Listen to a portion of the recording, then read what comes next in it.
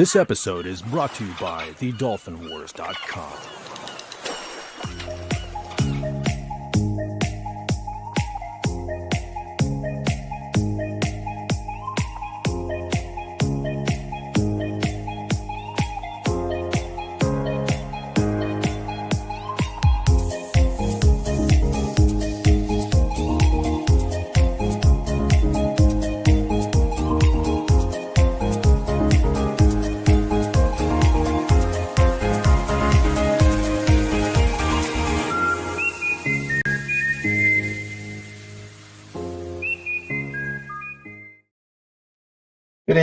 Good evening, everybody, and welcome to King Dolphin Television, episode 333.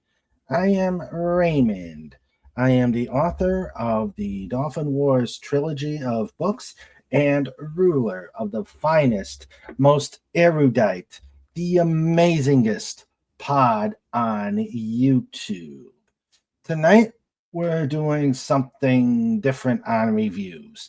I've been doing Fantastic Four, but I have diverged into various other comics, and tonight is no different. Tonight, we're going to be going through the Legion of Superheroes, the Great Darkness Saga. But before we get started on that, I would like to say, if you like these reviews, if you like interviews, if you like the fun and chaos of Just Cuz, or if you just love the channel on the whole, please like and subscribe.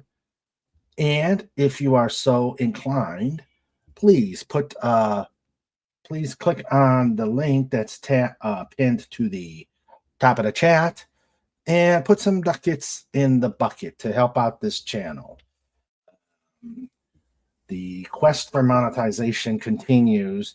Oh, and please watch. Please watch. This way I can get the watch hours up. YouTube is very slow on getting watch hours up for people, and I am no different. So please watch, like, subscribe. If you have people that you would like to see interviewed, let me know, and I will reach out to them. I have a big bunch of business cards that I have to reach out to from the previous market. So I'm working on that. And so let me welcome my amazing people who are here. We have no visitors, so we will start with my wonderful lifeguards. Beginning with my producer, Sandra. This is King Dolphin TV in color. Stereo were available. A Sandra Feliciano production. And then we've got Tim, FKHC 2005. How are you, my friend? We have the wonderful Legatus Legionai. How are you, sir? And we have the Max Redstone. How you doing? And finally, we've got the biggest, baddest bear on the internet, head of King Dolphin Creations, or King Dolphin Collections. Snort up a bus! Cuber. Got scream. Hashtag roar. Let's get to the comic reviews. Hail. Hey, Trike. Hey, wake up. Wake up, Trike. Sleeping. At least till he starts yelping. Have a great show. Dun, dun, dun, dun. Okay. Let's do a stop cam. Yes, Snortapoopa says it all in 3 words. Hail the trike. Hail the wondrous, amazing trike. And thank you, Max. That is much, much appreciated. Ducats are always appreciated. All right. So, tonight, as I said, we are going to review the graphic novel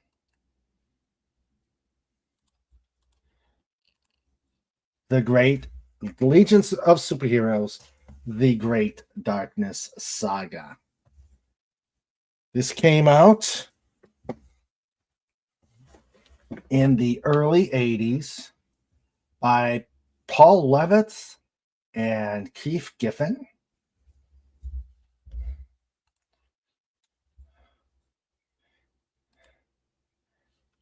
And Larry Malstedt. I love the Legion almost as much as I do the Fantastic Four, but I love the Legion. I grew up with them, so I've gotten this one, and it kind of does hold up with age.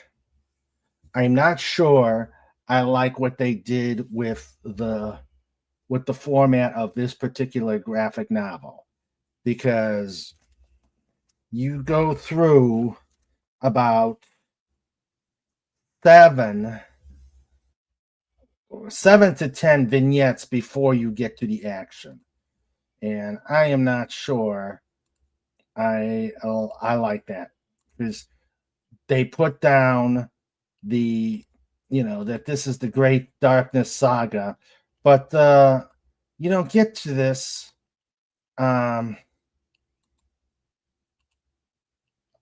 for 200 pages of this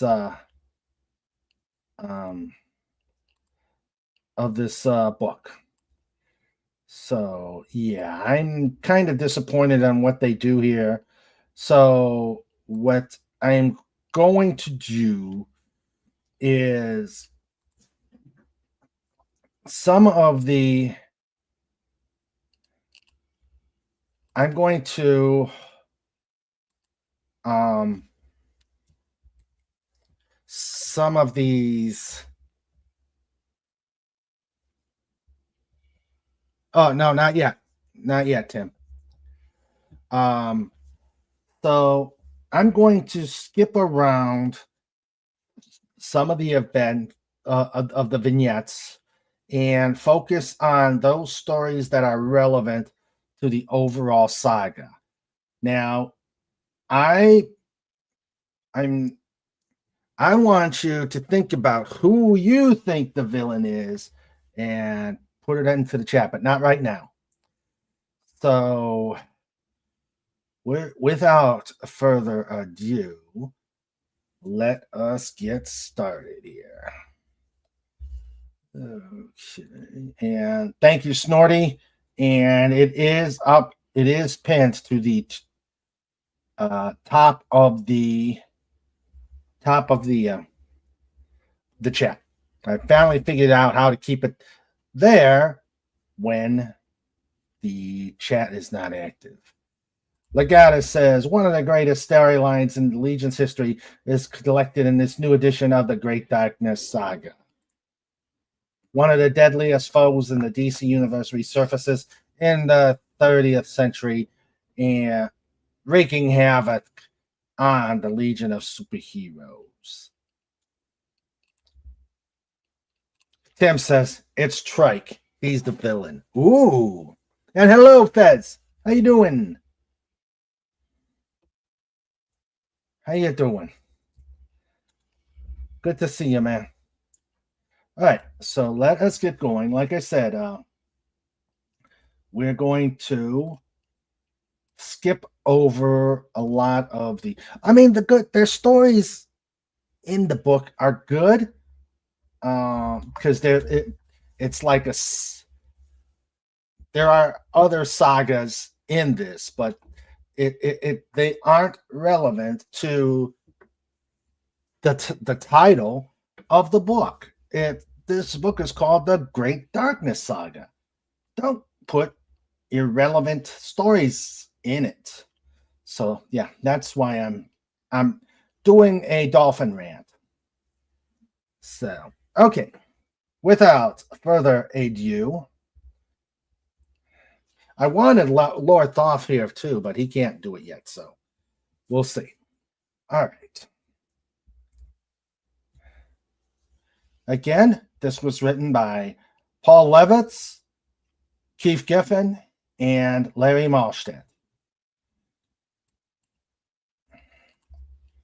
All right. Okay, the first one that is kind of relevant over here, it's I'll just it begins here. Above the charred remains of a world that has been forgotten. No, let us say instead, erased from human history.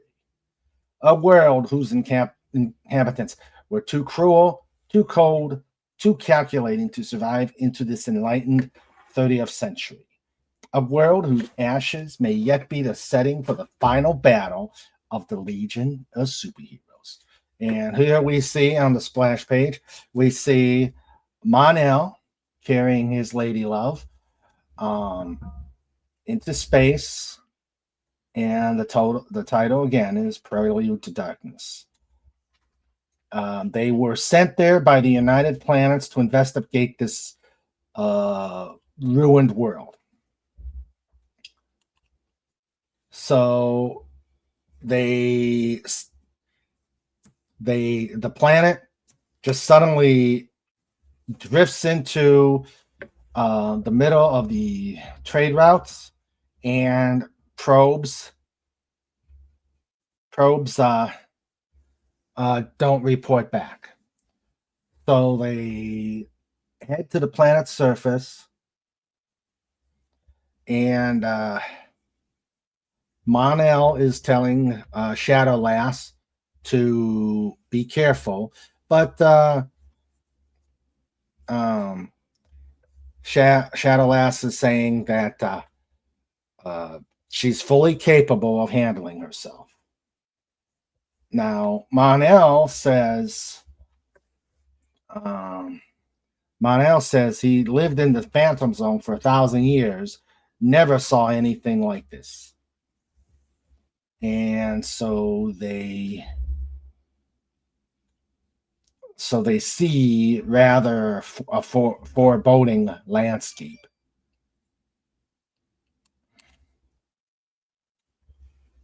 And then they Mon-El warms her up with heat vision, that is. And all of a sudden a machine comes out of nowhere and blasts them. And Mon-El takes a hard hit, and Shadow Lass is getting away. Mon-El gets over there to attack the tanks, and meanwhile wondering where they came from, and he's facing more defenses. And they're really doing a number on Mon-El, who, remember, if you happen to read any of the Legion of Superheroes, he is the equivalent of a Kryptonian. So he's got the powers of Superboy. And he's still getting beaten around. And she puts a shadow over the two of them, and the probes leave. And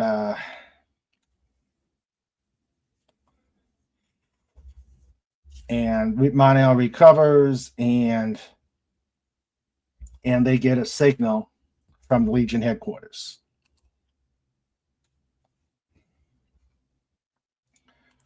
So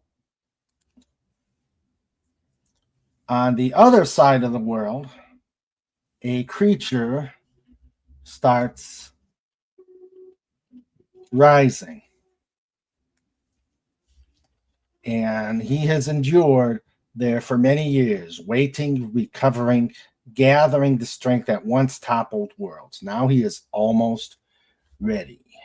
First, he will emerge and test the strange future world where humans have grown so strong.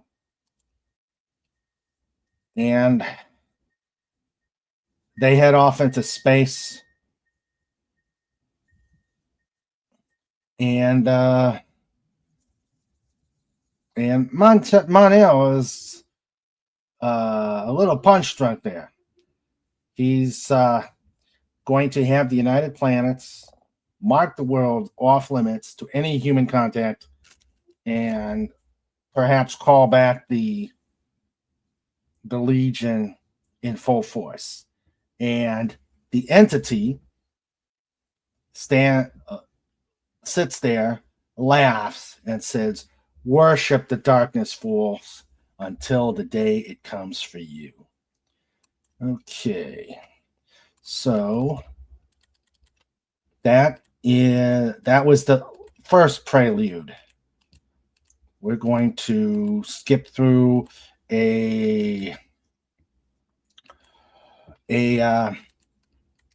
story of part of the Legion stranded, and a Princess Projectress story, because it's not relevant, and go to the next relevant story.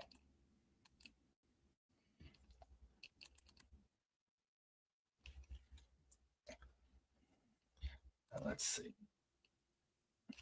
Right here, there is another view of the burnt out world, and it is a cold world with but a single touch of life upon it, and that life is death incarnate. He's on a throne, and he sees 5 pods, and then he blasts an energy ray, and the pods fall, smash open, and then shapes. He shapes too loathsome to bear names. Even he would not name them save in scorn. But they are his servants, and they shall herald his rebirth into an innocent universe. So he creates these slaves, and tell them to do his bidding and work to make him stronger. So that is that one. And now that the preliminary is done, let's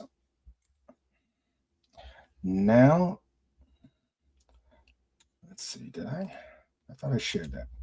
Okay, no, I didn't. Done it. So here is that world. There is the creature, and he creates slaves, telling him to go out and bring him strength. And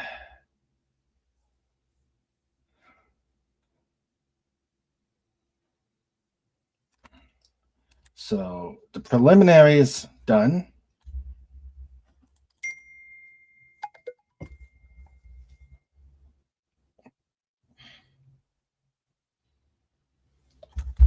There's a banner up.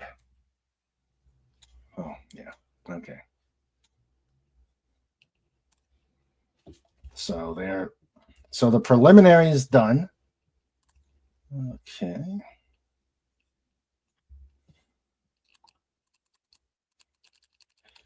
And then there's a return of an old Legion villain.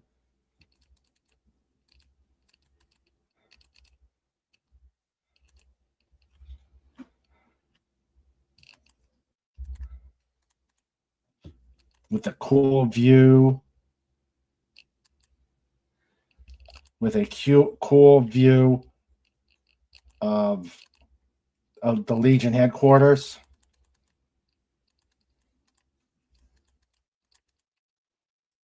And then we get to the main event. But I'm going to see what we got out here. Hello, Swift -1. How you doing?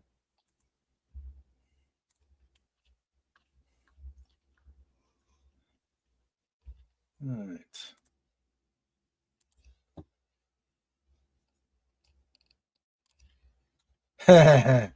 Yeah, she sicked me.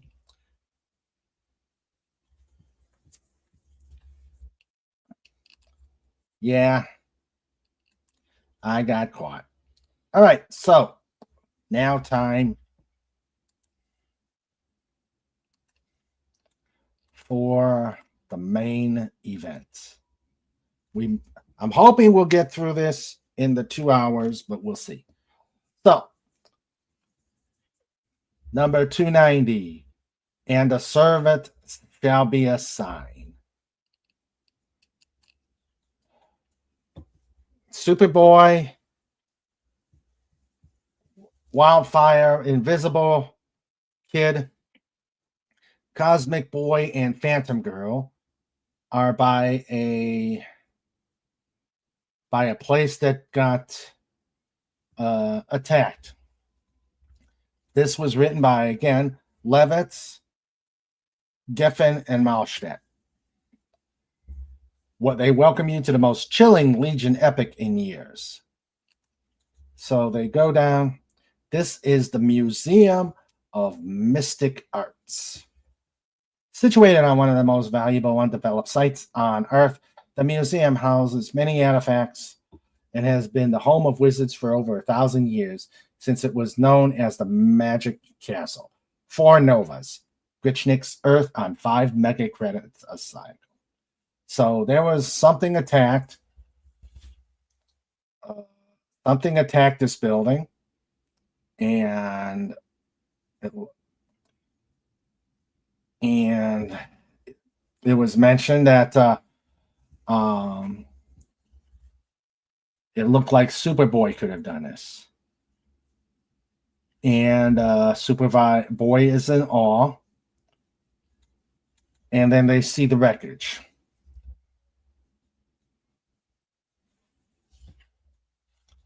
Nobody was attacked, nothing taken. And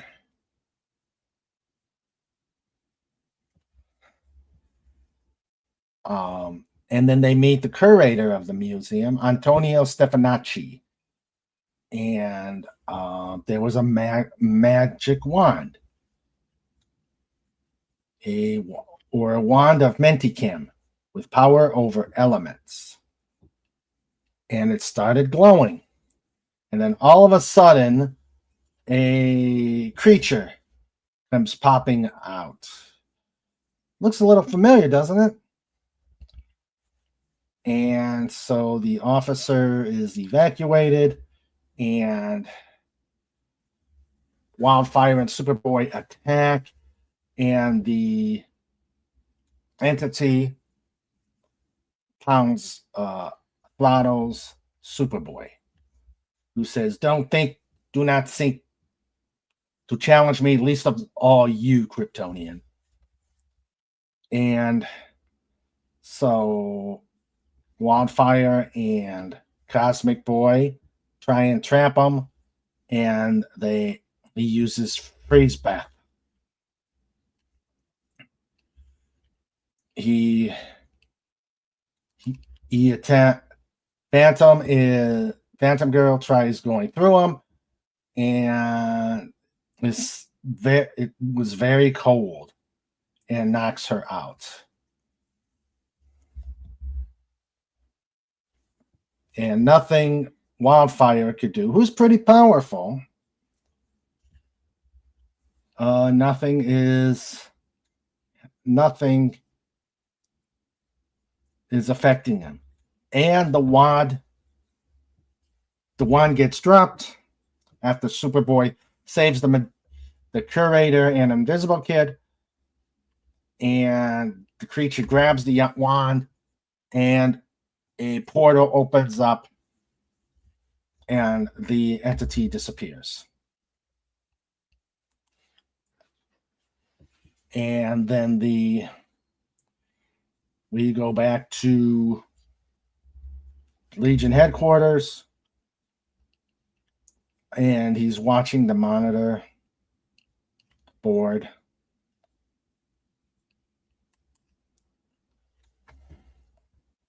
And in the meantime, Chameleon Boy, who was involved in a unsanctioned mission, is being yelled at by Timberwolf, and Timberwolf is walking away, runs into Saturn Girl, and there is an awkward moment. And now we go back to London, which is a neighborhood of Europolis. In other words, Europe is this big, massive city in which London is a suburb. So they go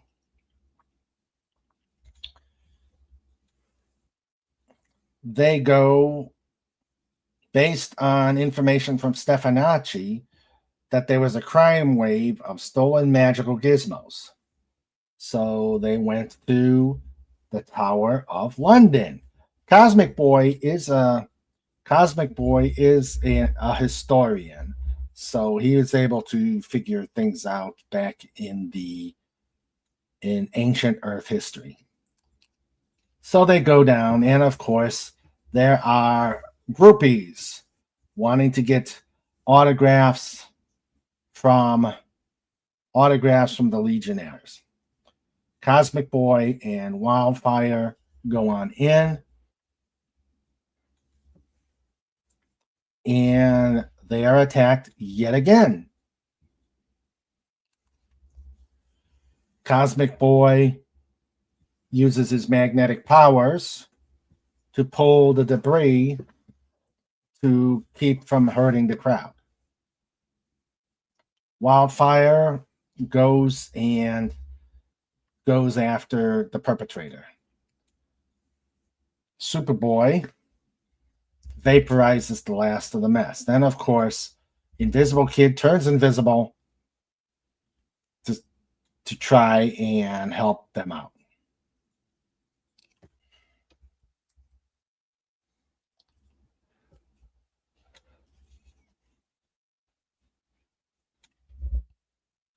Let's see. While we're at it, thanks, Max. You take care. Legatus wants a flight ring. Comic Relief says the new American has arrived. Don't know. Story was written in the late 80s about the 30th century, so who knows, according to Legion. Legatus. Okay.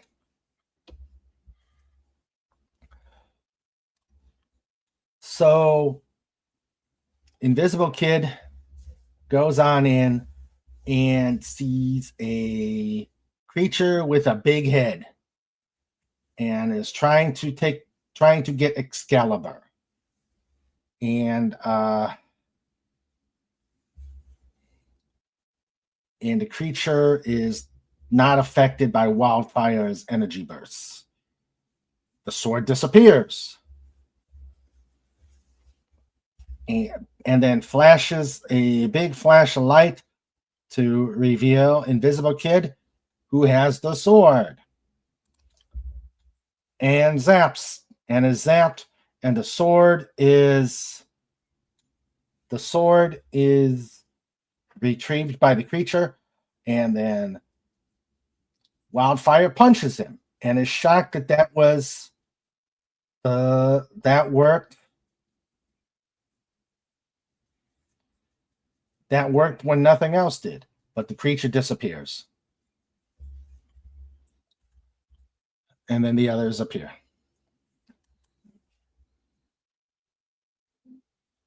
Meanwhile,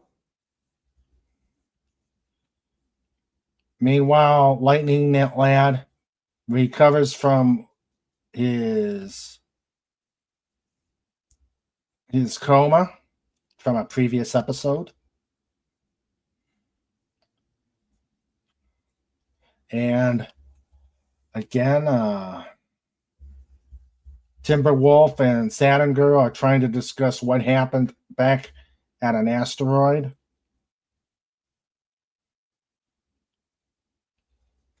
And Element Lad is trying to run for leader. And then in this forgotten world, the entity waits for the slave.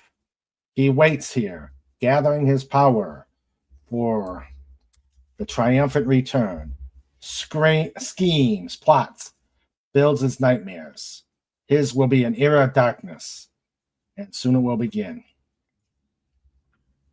So he comes back with Excalibur, and the creature is telling them they're doing well.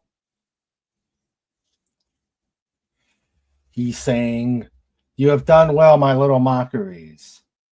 Misshapen as you are, you will yet prove perfect servants." And therein lays the greatest irony. You do not comprehend that too is how I wish it to be. So now he absorbs the energy of the wand and the sword. Back on Earth, the Superboy team are sitting there at London trying to figure out what to do. And they're pondering the warps, and they decide to go back to headquarters.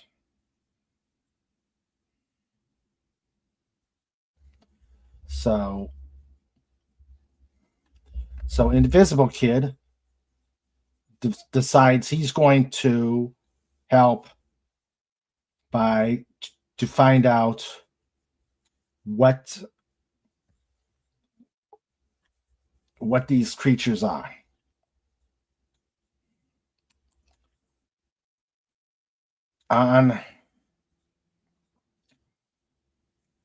Now on Talek 7, one of their cruisers. I love their old cruisers. They look like versions of the Starship Enterprise, which is, I think, is cool. And then they go to an Institute of Parapsychological Phenomena. So Shadow Last joined them, and they're standing guard over the orb of Orthonax, which Brainiac 5 predicted that they would be going after. And then everything goes dark. And Superboy can't see anything. And there's this creature reaching for the globe. And and they see a female creature and who zaps Wildfire. Cosmic Boy takes the orb away.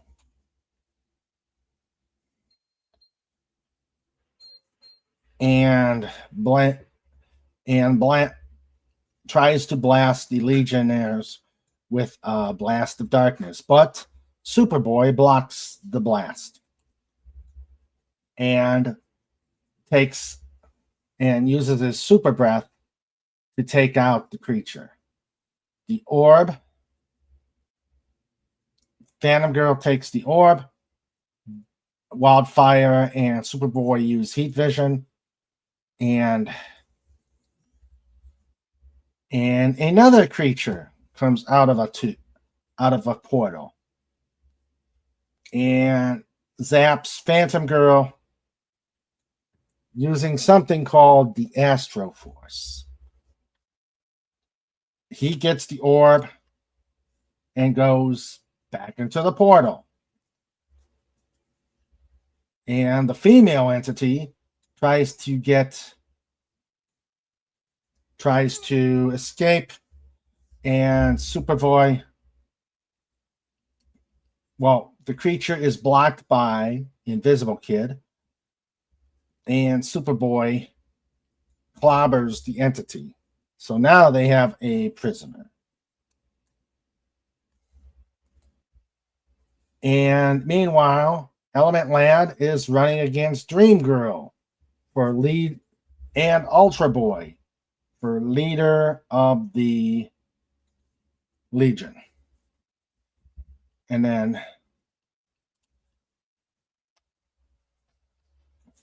the team comes back with the Servant. So they start arguing, and Phantom Girl starts saying, "No wonder Garth resigned. Isn't the important thing figuring out what these servants of darkness are after and who their master is?" And Cosmic Boy agrees. And the president of the Earth, Marte Elan, says they're going to have a trial of Chameleon Boy for his antics. So, surprise at surprise. So they take the creature to a laboratory, and Shadow Lass says that she felt that creature is familiar. And Superboy says the first servant had a chess symbol. And evidently Computo is going berserk because of the servant.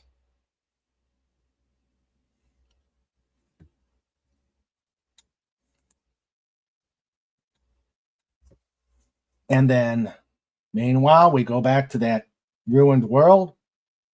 The Lord there. Listen at his sovereign Lord strides across the soot-covered stones, scorning all who live, planning their destruction.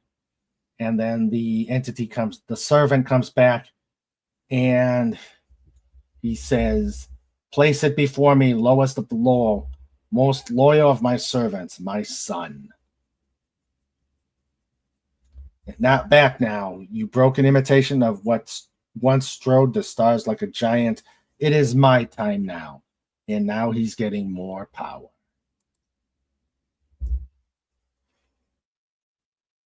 So now he's absorbed more energy. The servant says he's not worthy. And now he's going to they both vanish as he works to seek more power. Any ideas who it is? All right. Hello, Phantom. How you doing, pal? How is the Phantom Outsider?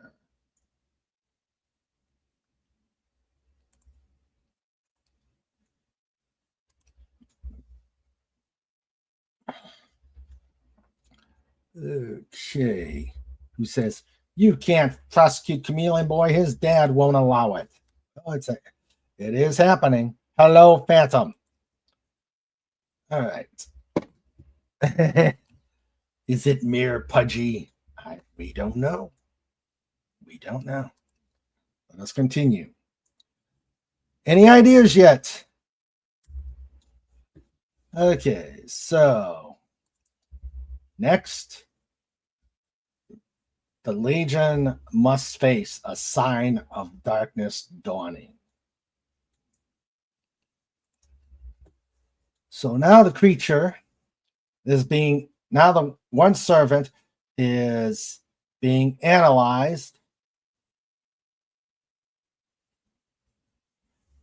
by Monel and Dream Girl. And they've determined that the creature is a perfect DNA reversal of her ancestor, Lydia Malloy, but made of inanimate matter. Again, this is written by Levitz, Geffen, and Malstadt.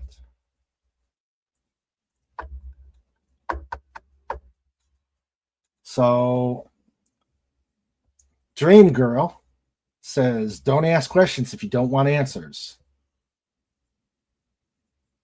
And the creature is in stasis.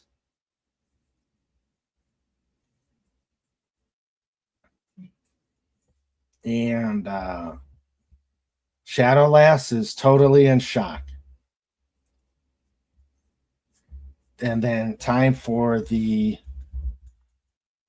election.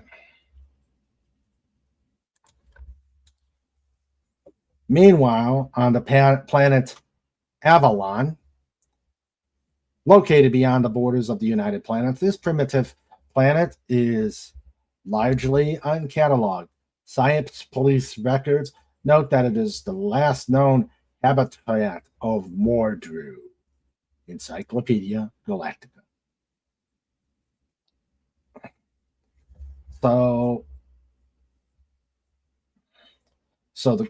So the two entities, the entity and the servant, show up at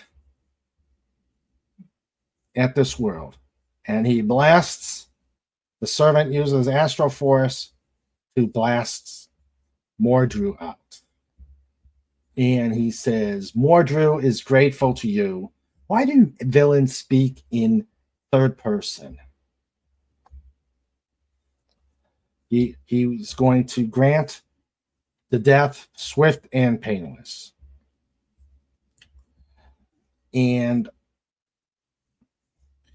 the creature blasts Mordru, saying, you are powerful, Mordru, perhaps the mightiest of mortal wizards. But I am neither wizard nor mortal. I am the master of all who live. And he blasts Mordru. Meanwhile, Chameleon Boy is in jail, and his attorney is there telling him pretty much he's in trouble. And then in the headquarters at the servant starts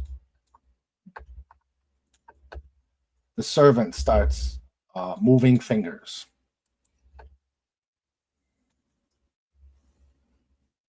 So, and there's the there are the Legion in various conversations.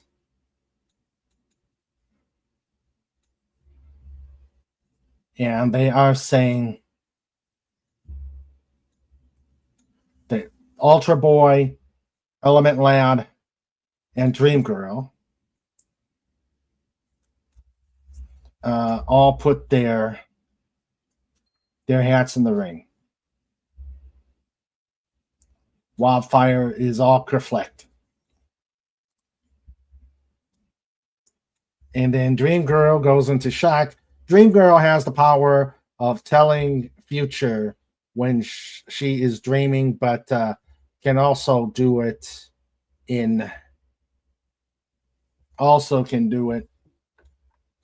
while she's awake. She has a reaction. And now there is a disturbance on the prison planet of Takran Galtos. And the Legion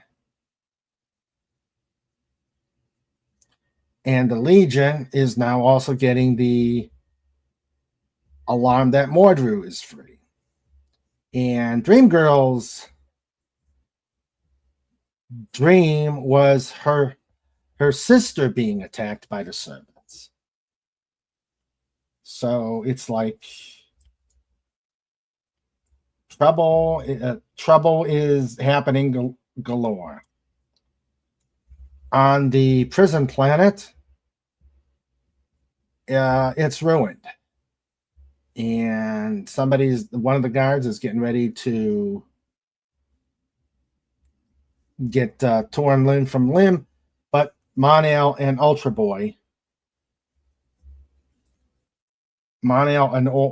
Boy rescue him.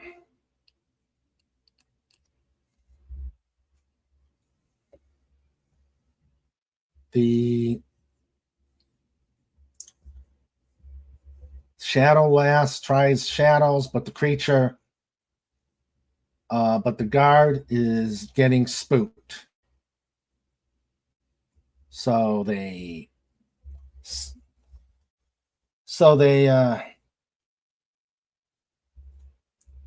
trap the escapees,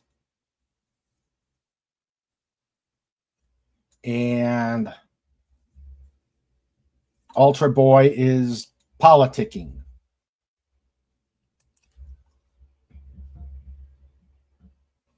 So they see something and they head out to the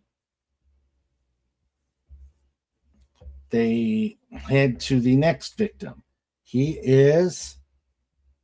They run into the Time Trapper, who is trapped in a shield of Inertron, which is the hardest material in the galaxy, included with a photon.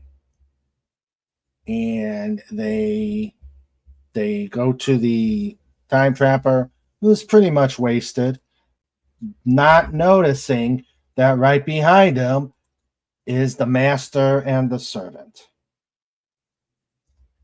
Well, Ultra Boy can't see them through the darkness, and the Servant comes to attack.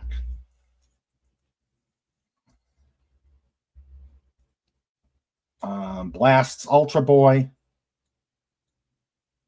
and Monel goes into a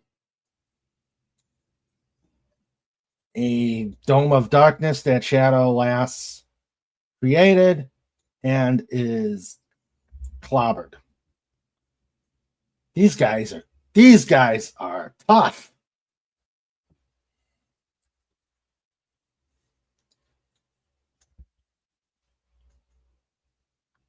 Okay.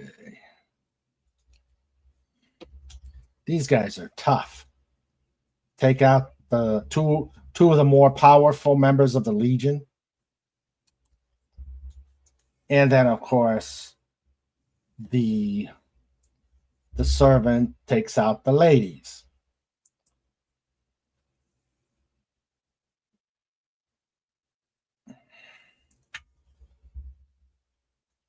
and Monel and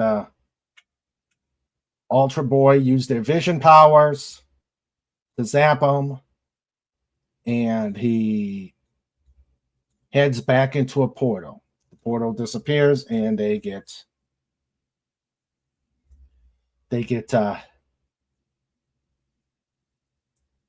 don't make it into the portal.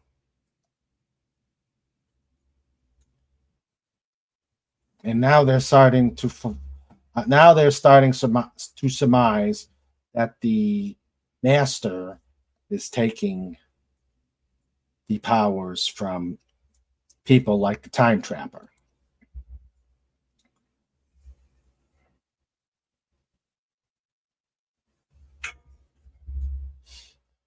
And Saturn Girl is talking to Superboy, and Superboy's getting ready to head back. And Saturn Girl says, "Get out of here." And Saturn Girl says the Kents died of a mysterious fever, exactly like the one that Lightning Lad is dealing with. On Avalon, oh, I love those cruisers. On Avalon,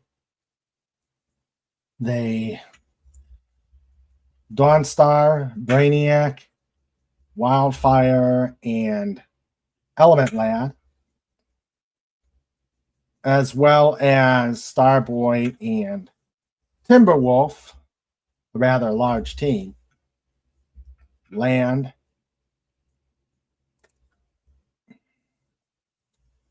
And then they go to see Mordru, and Mordru is pretty much drained. They don't believe it. Brainiac 5 says that is Mordru. However, fascinating, especially considering he's at least as powerful as the entire organization. And they are... He's pretty much wasted too. And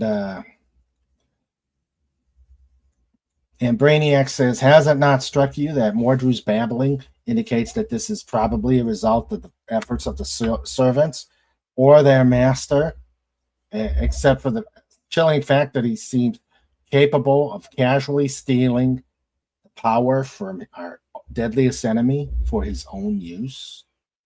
Ooh, this is not good." And now they're on Neltor, most sophisticated and richest planet of its quadrant. Almost all its inhabitants have some degree of predictive ability. Encyclopedia Galactica. So she's waiting on her sister, and all of a sudden, someone pops in. It is Misa, the White Witch. So she is a magician as well.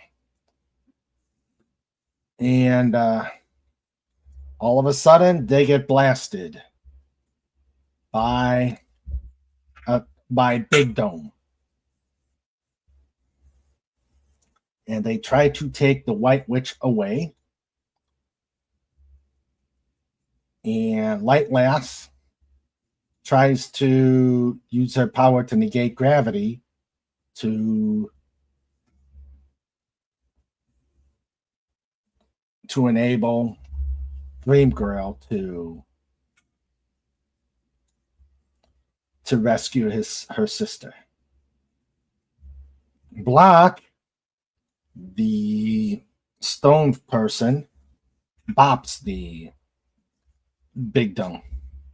Sunboy uses his solar ability to hold him off. And then Invisible Kid decides to go into the portal. I don't think that's a good idea. He goes in, and then he sees the master.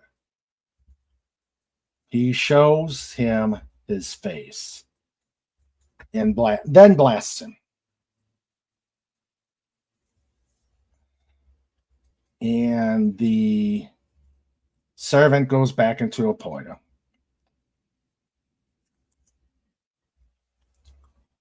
The portal disappears. Invisible Kid is chilled. And Dream Girl gets another premonition. Another prophetic flash. They're at the sorcerer's world, battering the servants, and they lose. All right. Let's see what's in the chat.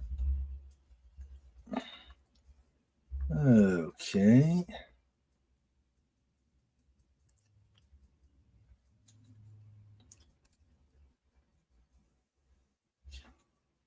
Yes, let's see.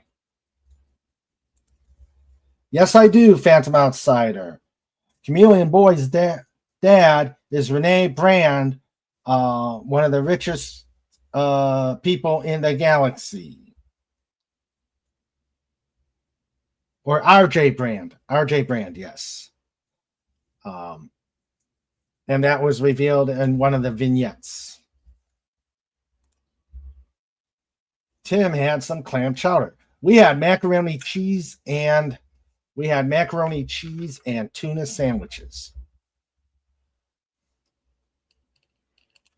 Since we're like where Raymond is, it's cold. Yeah.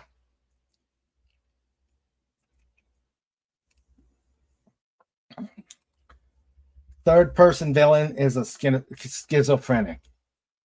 It makes it more dramatic to speak that way. They've been practicing their inner monologue so often, so long, it has become a third person voice to them. Phantom says,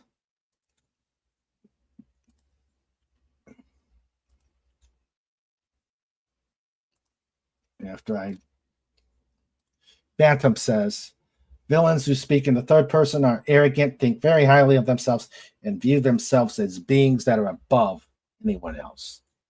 Okay. Hello, Comic Relief Crusader.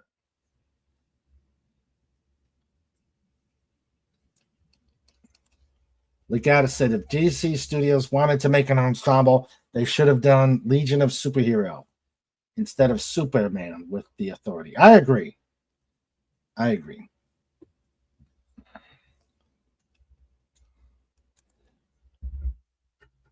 The main bad guy in this book was only once a while guy. After this, he became more prominent in the DC universe. Hello, Herc130. How you doing, buddy?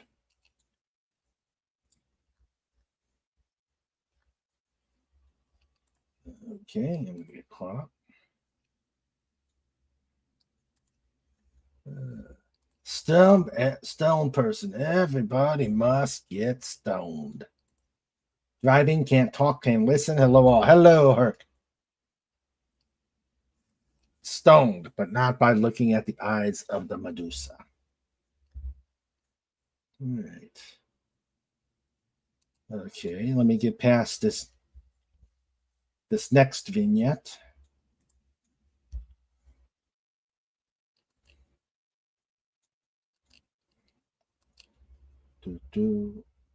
Oh, okay. Never mind. It's not a vignette. All right. This story, I thought it was a vignette. Okay.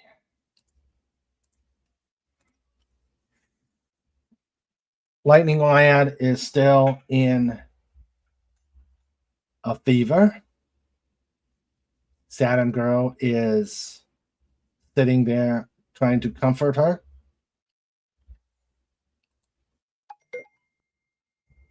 What? I don't have a banner up. Oh, I do.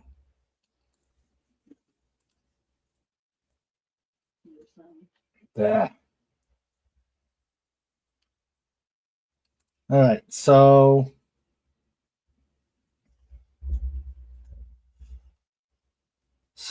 they Cosmic Boy tells her that the teams are back, and they have really nasty information. Cosmic Boy saying that the servants are more powerful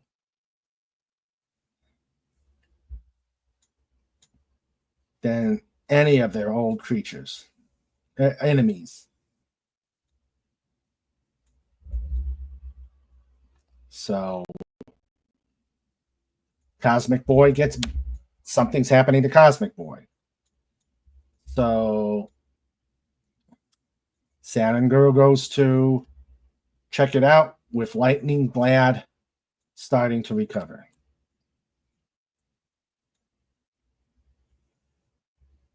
And Cosmic Boy is losing to the servant.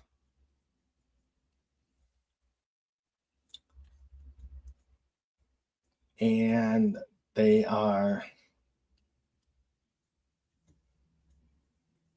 holding off against the servant.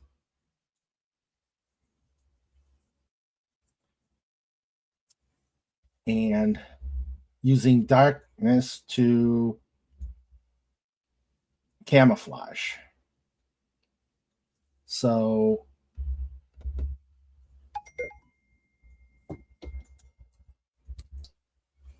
she now starts using her telepathic abilities to try and roust her husband, Garth.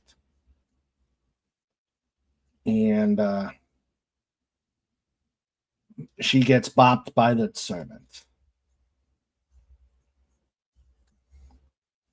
She's getting ready to kill the two of them, and then gets blasted by Lightning Lad,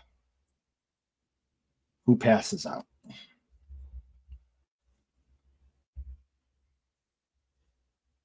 So they're going to. So he thanks her, and then they get the indication that Dream Girl just won the election.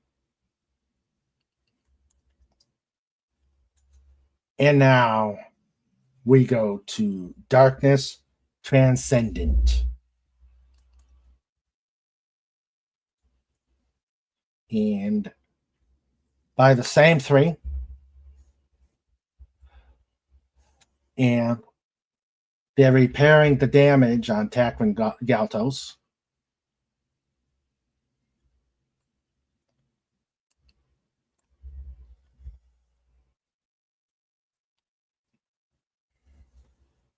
And then they take off again.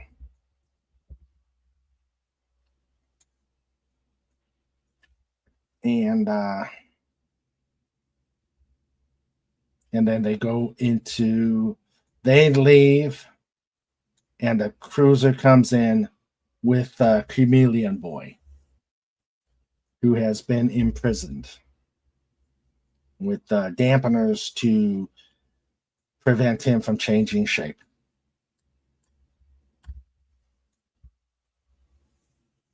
So they go to the Sorcerer's World. God, I love those cruisers. And they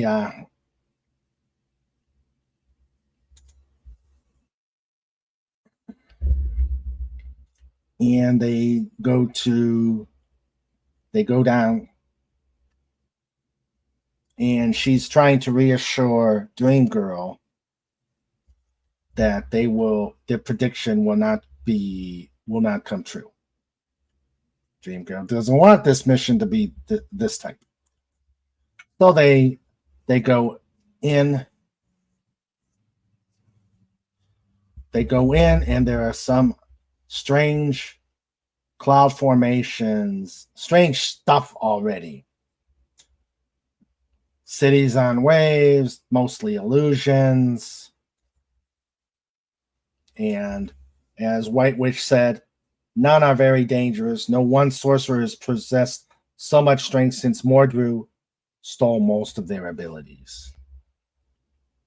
And then they go to an island called Teacher's Isle. So just as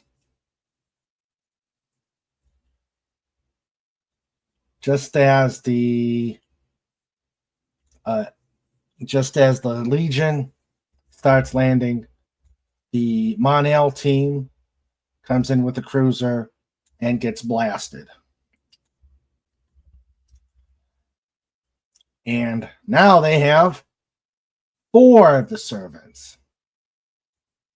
And they decide that the kids, the Legion, has become too much of a annoyance to him. And he gets Ultra Boy gets overpowered.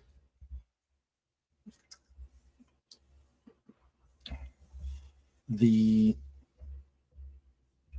Shadow Lass uses her shadows to confuse them. Big Dome bops Phantom Girl and Shadow Lass. Mon-El uses his freeze breath to freeze the servant while going into the portal. He goes in there and he uses his heat vision, and he says, "You're quite amusing. Your boasting has achieved only the destruction of the trappings I wore. And truth to tell, was time enough for their removal. Such decadence was unseemly. Mon-El knows who it is, judging from his face, and gets blasted out of the portal. And he's confused. How did Mon-El know? But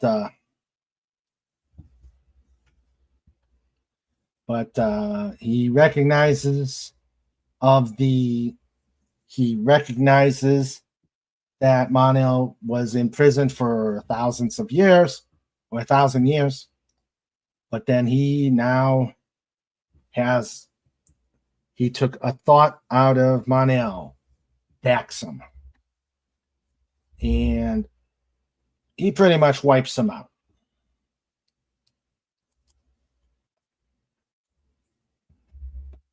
At headquarters, the Trinity, Saturn Girl, Lightning Lad, and Cosmic Boy start doing some analysis. And Lightning Lad uses an augmenter to change the computer speed. And then they start getting information about the clones. They already know about Lydia Malor. The next one, they detect deduction, reverse DNA, helix, modified RNA of other servant yields 0.999998 probability of original being Owen native, colloquially known as a guardian of the universe. So someone cloned a guardian. And then another analysis comes up to 0.999999 probability of Kal-El, a native of Krypton, known as Superman. So they've cloned Superman.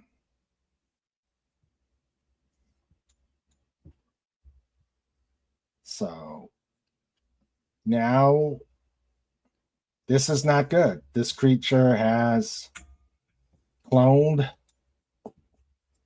Shadow Lass's ancestor, a guardian, and Superman.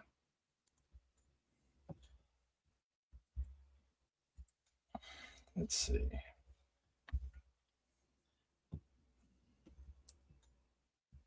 All right. Hey, Dan Man, how you doing?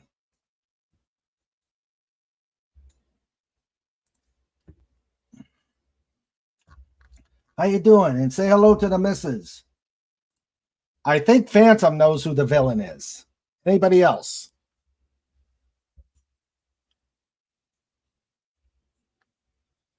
Let's see.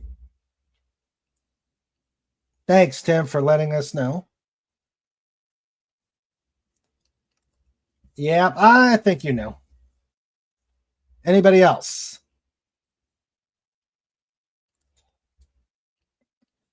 I'm not telling. He only faced the JLA one time.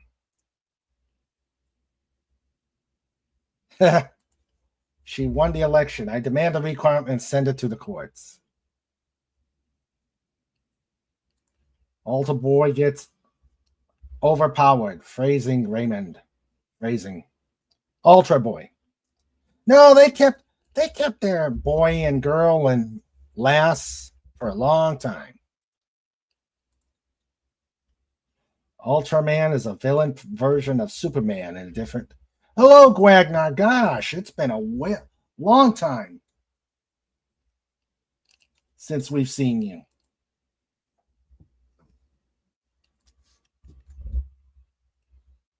Ha! Ralph Cramden.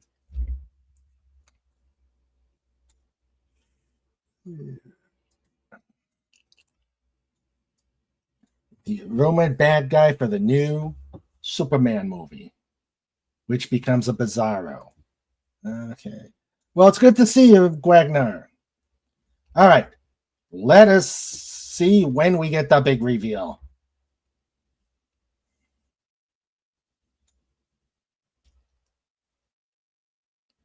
All right. And let's see. No. Okay. So they see. So the team on Sorcerer's World talks to some of the sorcerers.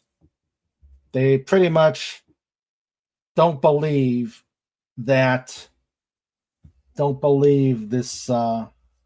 sir, the master is all that. And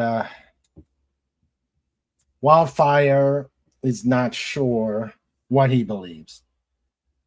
Timberwolf wants to talk to Light Lass, and she brushes him off.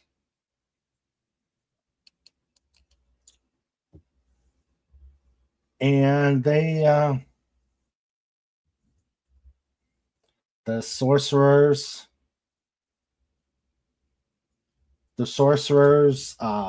still don't believe him, and then they bring up a vision, and there's a portal,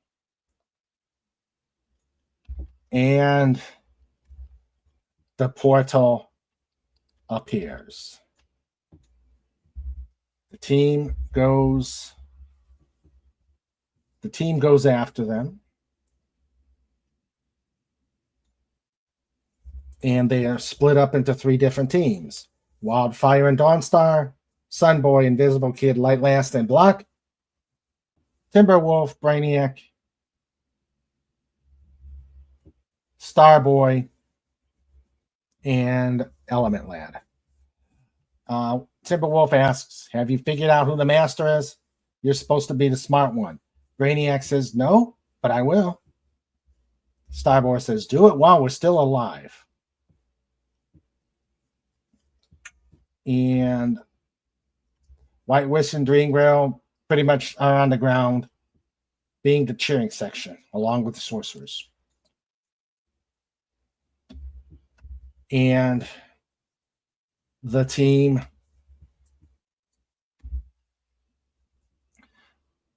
the 2, Wildfire and Dawnstar, see the wreckage of Monel's team. Monel's in a coma.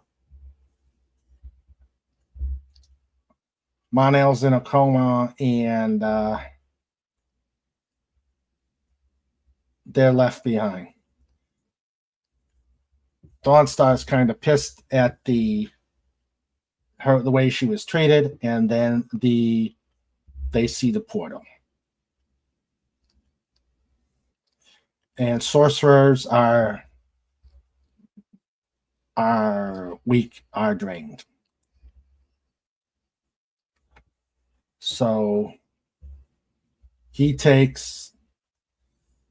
sees the servants, and he tosses Dawnstar out of the way, who says, Drake Burroughs, you are a hopeless moron.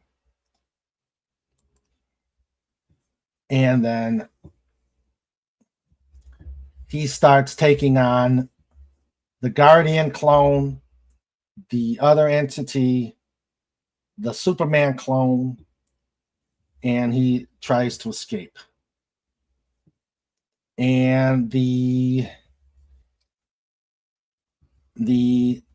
Master's son blasts Wildfire's containment suit.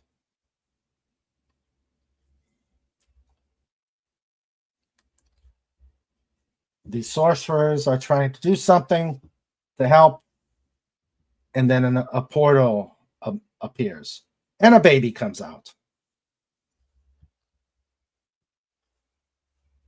And Dream Girl thinks that this may be their savior. An alpha to the enemy's omega, if you forgive the pompous phrasing. But it sort of came to me that way.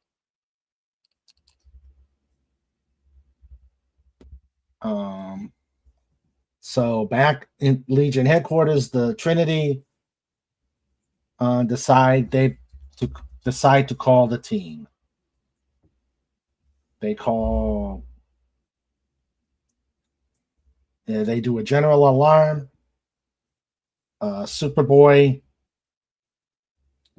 the Projectra and Karate Kid, Colossal Boy, and Bouncing Boy and Dual Damsel. So a general alarm has gone out for the rest of the team. All right.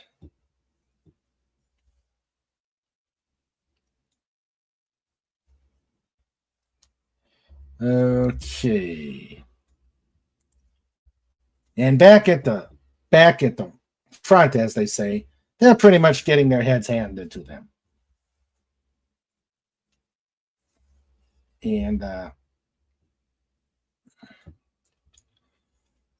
so they use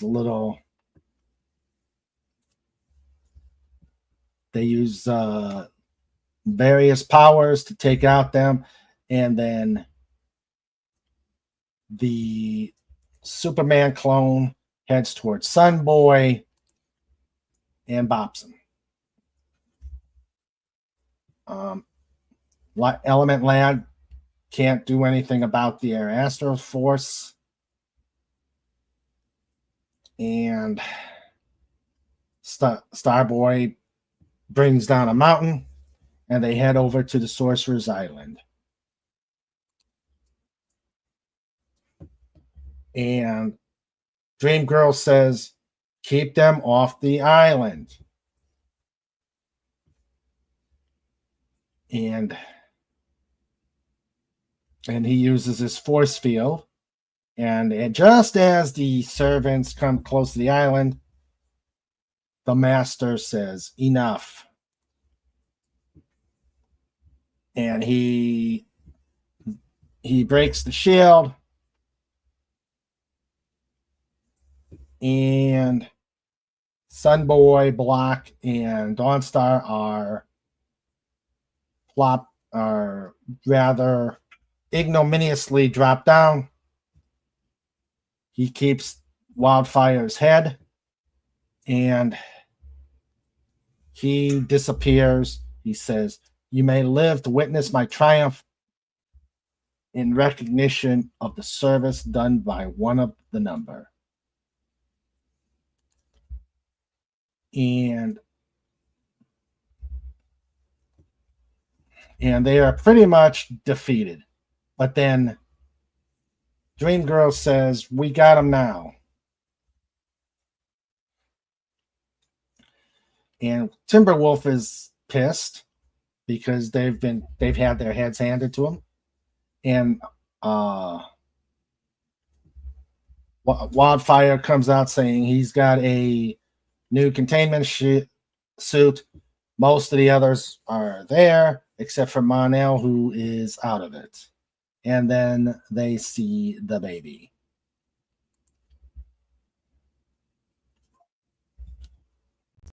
And baby from nowhere and appeared by space warp.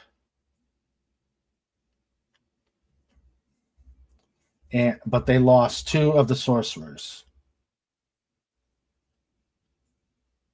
And Dream Girl says, all we have to do is figure out how he could be possibly the key to defeating the most powerful beam in the universe. No, I'm King Dolphin. A baby portal. I don't think, did I see a bomb? The master is Torgo.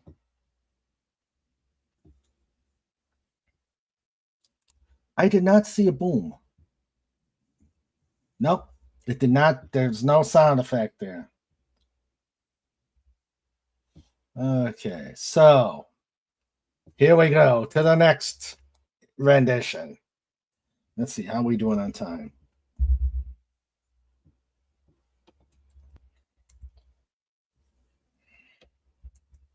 The master is Torgo. All right. How about the clone of Kareem Abdul-Jabbar? Ooh, that would be cool. FKAC thinks it's Trike. The baby, gotta love me. Oh, I love that show.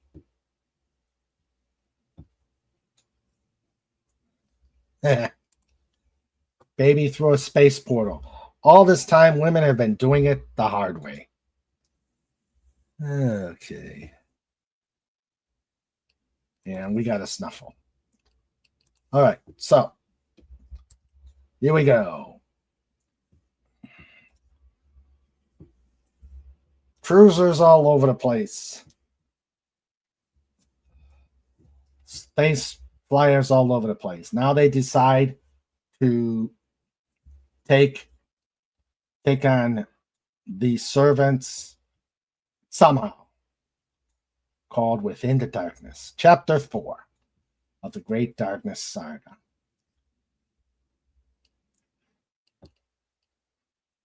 And Superboy is wondering how they're gonna be found.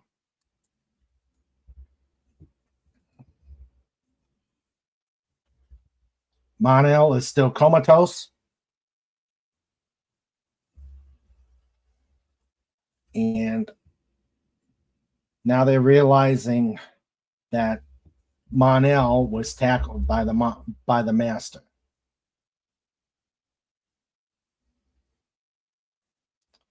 So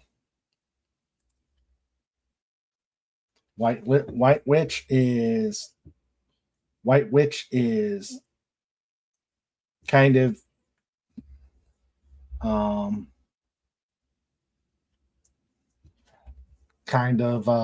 understating herself. And then they get to the planet that they originally came to see way back when, Monel and Shadowlass. So they land, and next thing you know, the servants clobber them.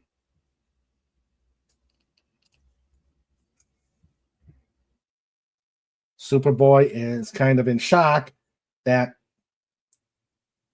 there's a clone of him.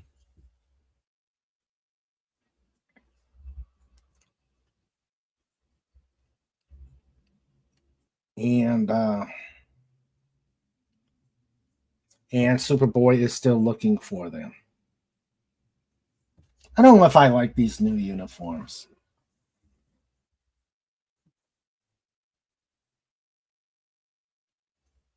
And Bouncing Boy is saying, no matter who or what this Master of Darkness is, I'm betting he can't take on all of us. Ah! So there go the teams. And then on Takran Galtis, some Dorlans are trying to take out Chameleon Boy, who takes on, who ably tackles him. And then he has a visitor, who is his dad.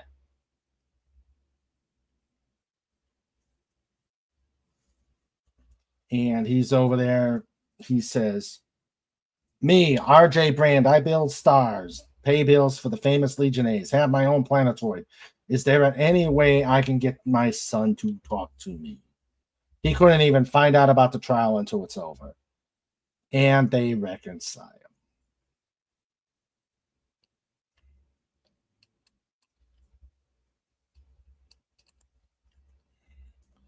Okay. Now we go to Daxam, a red sun world noted for its high technology, particularly in bioengineering. Daxam experimented early with space travel, but has largely abandoned it in recent centuries. Encyclopedia Galactica. A portal appears right in the middle of Daxam. He says, this is the world of Daxam. Pity has taken me so long to learn of its existence. But knowledge, once possessed, is the most sure source of power. People are shocked. And then he uses a persuasion. And then another cruiser with Princess Projectra, and Karate Kid.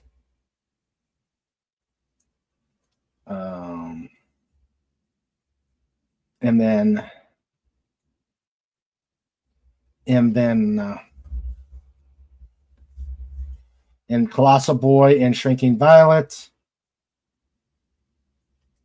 go on the search parties, and Colossal Boy says, or Shrinking Violet says, with our powers, what are we supposed to do? The same as any Legionnaire faced with a guy who clobbered my nail. We yell for help. And then the other ship with Dream Girl et al. Sees the little baby who's growing bigger. And they have no clue.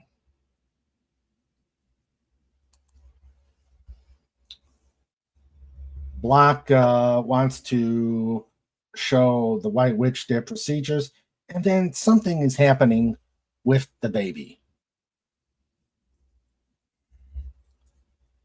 And then they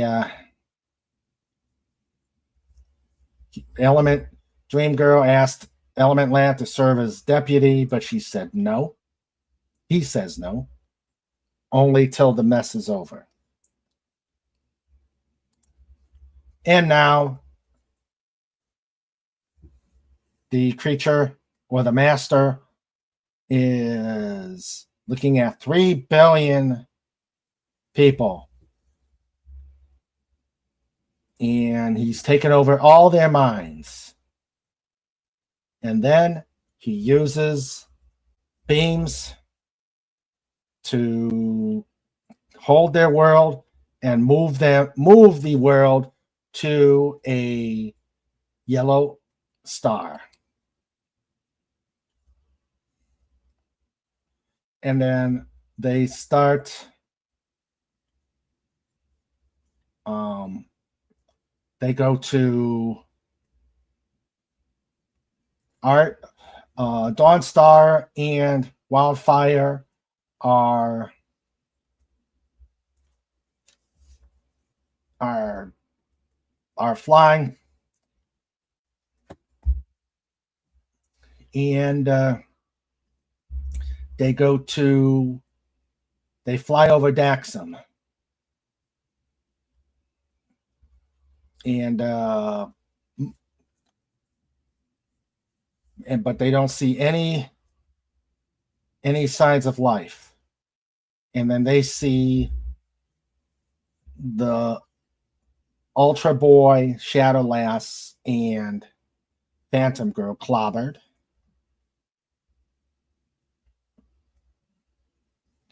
And the planet is pretty much wrecked.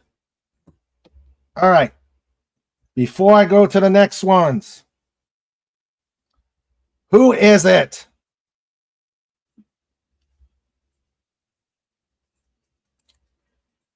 Baby Space Portal. What is this? 2001: A Space Odyssey.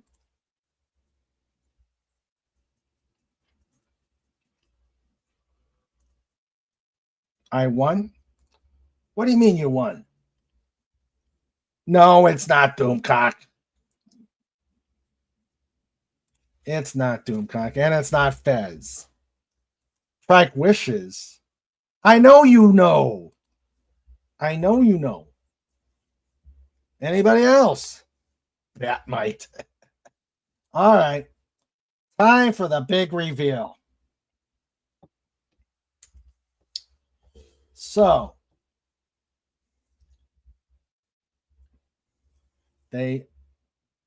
and again, before things go happen, another cruiser comes in. Next thing you know, bam. It is clobbered. And then Dawnstar is taken into a portal. And the animal creature and the Superman clone decide, or have been ordered to be the Legion to be dealt with. And then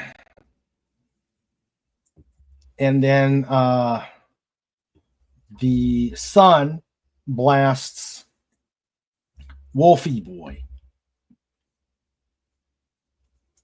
And Element Lad traps the sun in a cage. And evidently they Brainiac 5 told them to send the ship on autopilot. The Brainiac holds the sun in a force field as if that's going to do anything. And Wildfire uses yellow radiation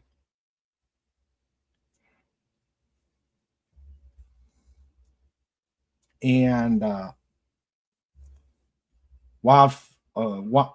Wildfire saying, hand over Dawnstar. The Guardian clone says the Master will let her keep her as a toy. Wildfire says no one obliterates him.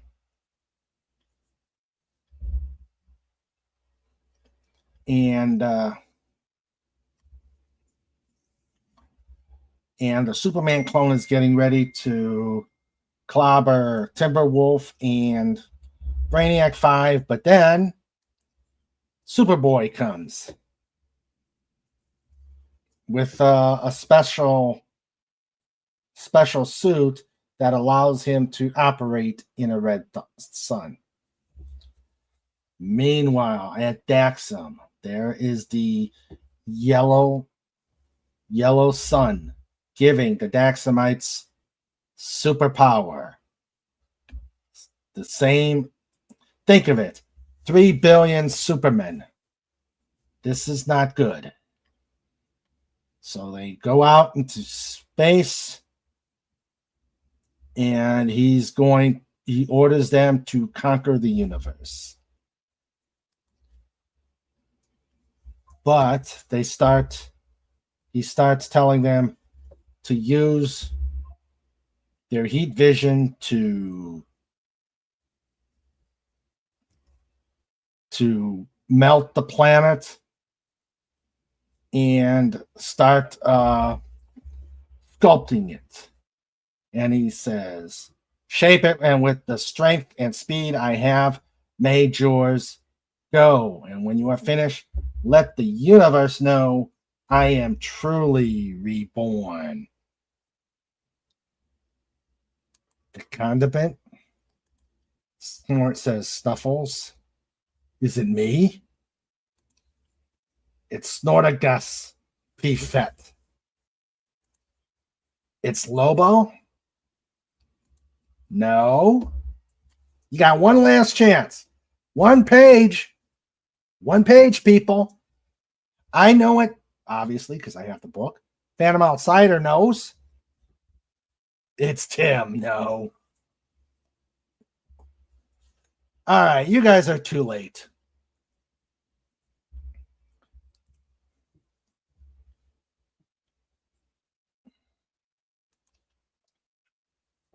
But before we know, Superboy is fighting the Superman clone. And using his heat vision, burnt the circuitry off of Superboy, but Superboy hits the clone, and then the clone clobbers Superboy. But then a lead shield goes around Superman or Superboy, and gold kryptonite is appeared, which takes away a Kryptonian's powers.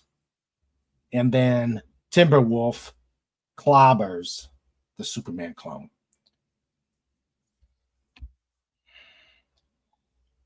A portal appears, and the servant disappears.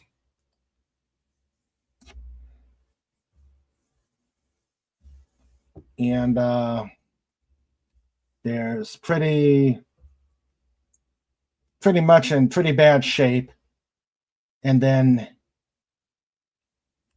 Invisible Kid is able to figure out that that he was able to access the portal and rescue Dawnstar.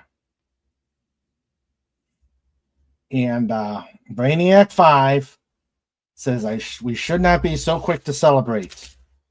Given that this is where Daxam should be, and this world appears to belong to the Master, he's taken Daxam captive, and 3 billion beings with powers equal to Superboy. And by revealing his world, he's going to reveal his identity. I am very, very cold. And then at Daxam, the planet has been totally remade. He sends the Daxamites out to conquer the universe. And for the god whose image you have carved the old world as a monument, go for your master. Hey, Deef, how you doing? How you doing, Deef? Tim says it's Spartacus. Legatus got it. How you doing, Deef? It's been a while.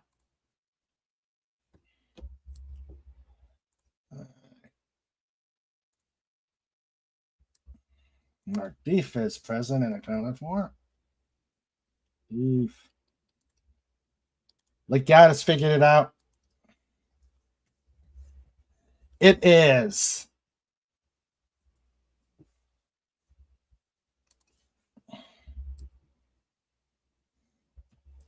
The master is Dark Side. Dun dun dun.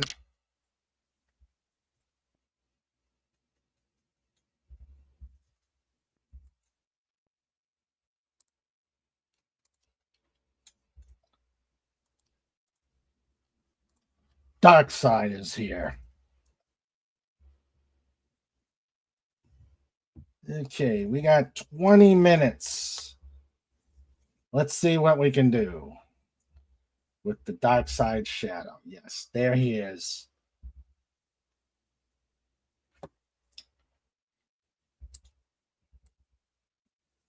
And I've got some questions. I have questions, but we will do this after we get through the story. All right.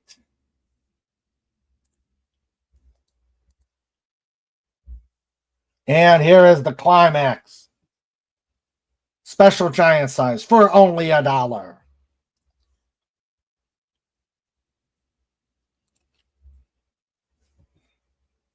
And Brainiac 5 says, "We face Darkseid." Dedicated to Jack Kirby with respect and thanks. Levitz, Giffen, Malstead.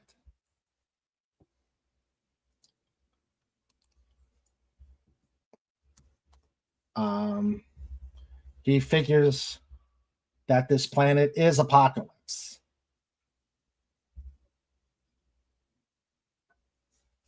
Filled with ruins, combined with machines that can clobber Mon-El. And if Apocalypse is real, not a 20th century legend, then that explains everything. The one thing, though,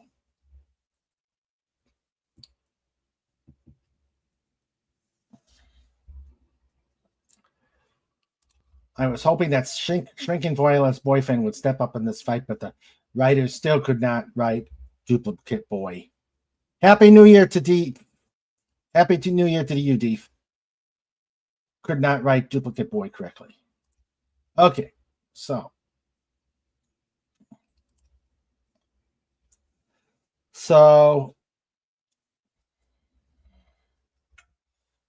Apocalypse is in a different dimension. How was it able to get into the world of the Legion? That's the one thing that mystifies me. And Dream Girl is saying he's right. Sunboy says, "Let's show him he can't scare the 30th century."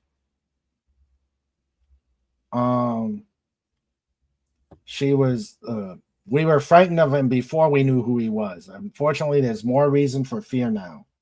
So she decides to get every warm, super powered body. You've got the Legion of Substitute Heroes. Supergirl is called. But there's nothing they can do. Not against 3 billion Superboys, 3 billion Mon-Els, and they are getting clobbered. And you notice that they're doing it in unison. They are not going out and going one by one. So worlds are getting clobbered. The science police can't do anything about it. Even the Hawk people of Thanagar are getting pounded.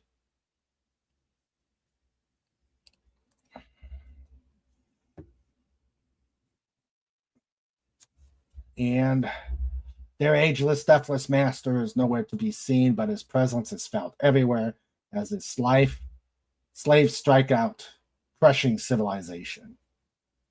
Most don't speak as they trample lives and destroy riches, and those that do simply mutter a single word over and over and over under their breath. It's Darkseid. And Duplicate Kid is getting his head handed to him, and then he is being assisted by the heroes of Lalor.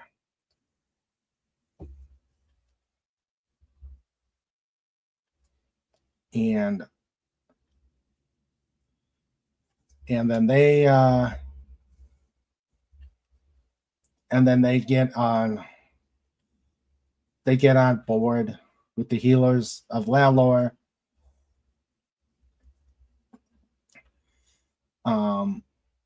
This guy Devam is a survivor of Krypton. How? I don't know. And so they're trying to go to a place called Weber's World. And the substitute Legion is pretty much not having a good time. Night Girl is able to do it, but she only can handle powers at night.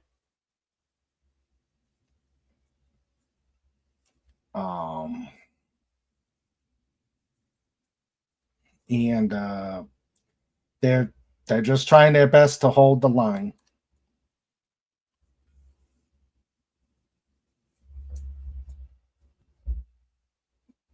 The Wanderers are helping, but what can they do against the combined might of the Daxamites? And they're doing it as a bludgeon. They're not doing it as individual. They're going. A Legion cruiser is heading to Daxam.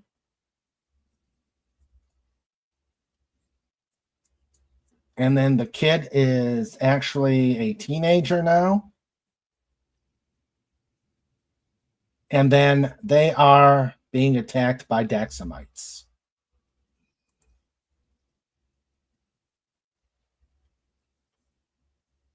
And a portal appears. Well, okay. We know what they are. A boom tube appears. And there is the sun.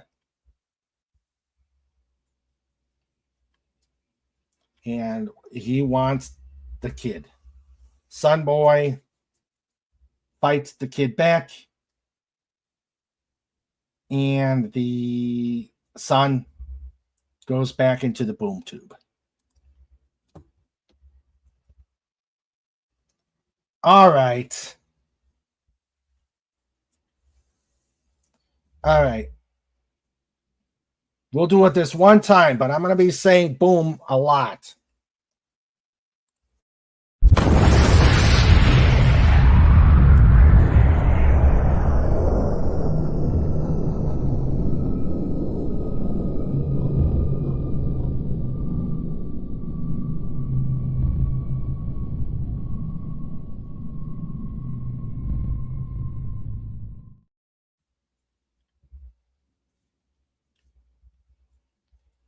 Phantom Outsider says, that's incorrect. This duplicate boy alone could beat them all in a walk. Dev M was off-world when Krypton exploded. But how did he survive for 1,000 years? The anti-life equation? Duplicate boy can use any powers he wants in any quantity. Yep, Daxamites. Yeah, I did it, but just this once.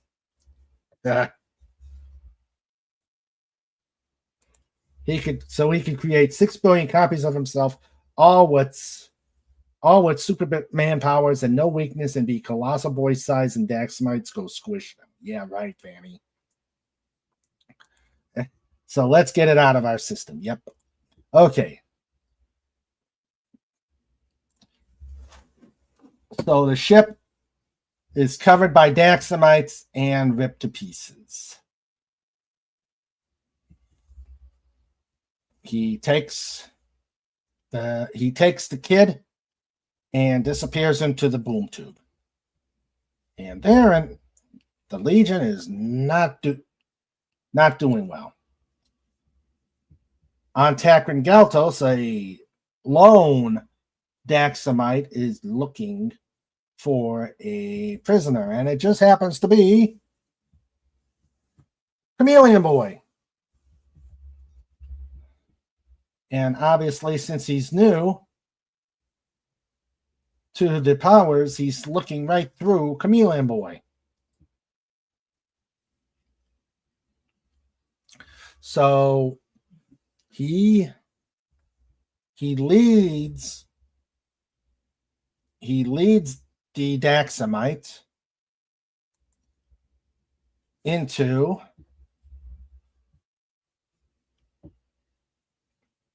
another cell. And he's ready to.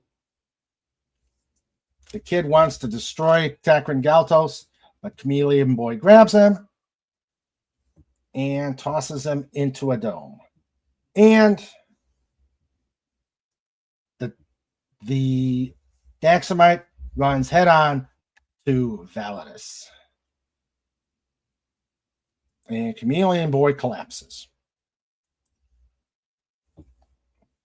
Meanwhile, the White Witch is keeping everybody alive by holding their atmosphere.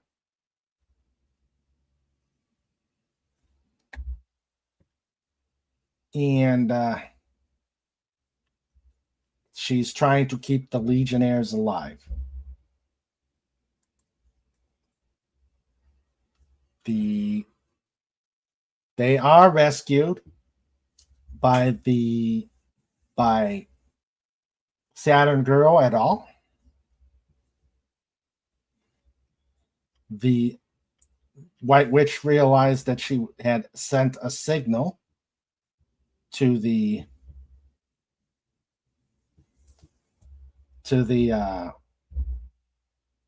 track them.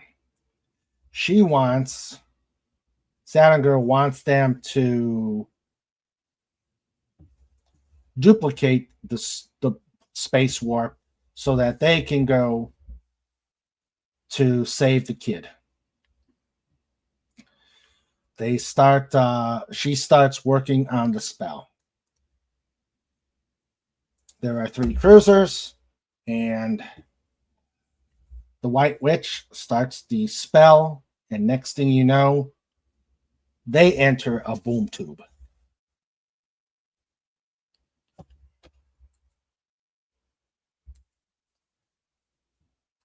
And they appear, and Darkseid senses that they are coming. Man, Giffen did a great version of Darkseid. It's actually as good as Kirby did. And I think we know, Phantom, you know who the Sun is, don't you? You know who the Sun is. I know who the Sun is, but does anybody else know who the Sun is? So, and there's back at the Legion headquarters, the other servant is fighting Colossal Boy, who takes him out. But then Shrinking Violet goes down, gets inside her as the size of as a microbe, and blocks the circulation and gives the servant a stroke.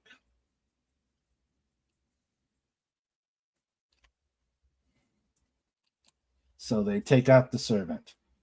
And the Legion is still fighting the Daxamites and barely holding their own.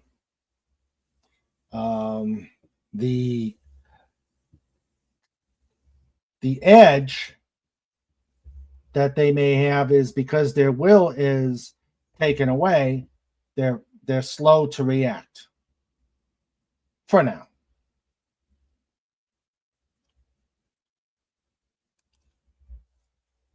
And there is the kid. Guards are unconscious, and they're thinking that he is the key to defeating Darkseid.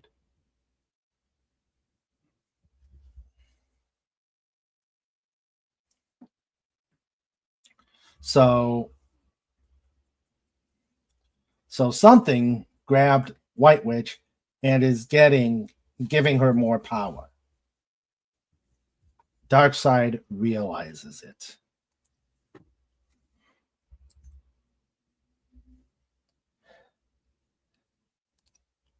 Yep, it's got to be Orion. Wagner says, I remember reading this back in the early 80s.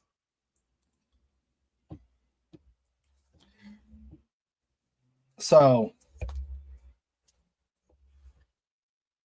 Cosmic Boy is trying to hold him off.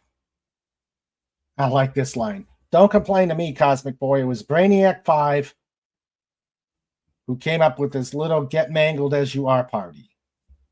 And Brainiac 5 tells Element Lad to convert the atmosphere to 1 part lead per 1,000. Daxamites are vulnerable to lead, just like kryptonite is fatal to a Superboy. Lead is fatal to Daxamites. And they don't have the serum, so they collapse. And then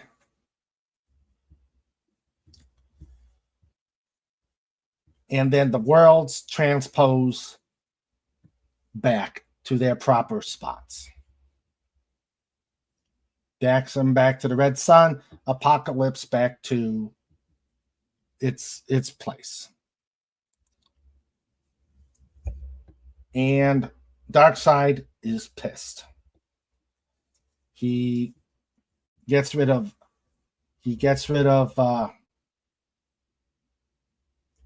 Lightning Man's arm, destroys Wildfire's suit,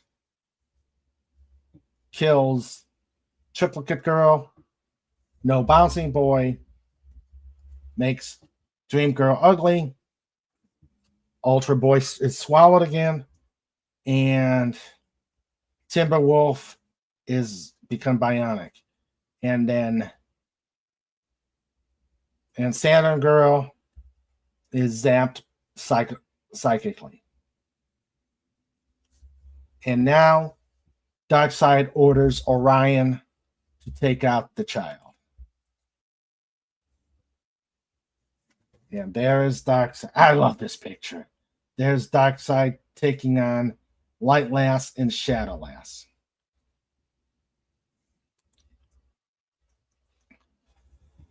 He wants the child. And then he had been slept for 1,000 years. And then all of a sudden, he sends Orion into the shadow. And then all of a sudden, tick, tick, tick, a mother box appears. He blasts the darkness. And there is High Father, and Orion.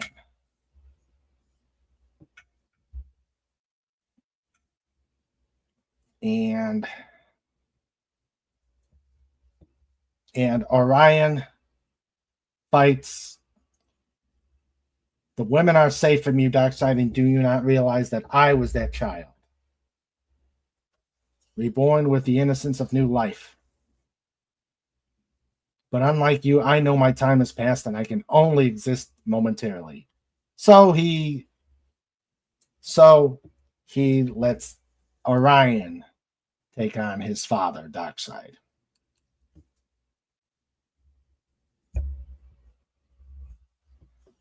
And the battle begins. The prophecies show that Darkseid was to die at his son's hands. And the fight begins. And he powers up the Legion just before he disappears.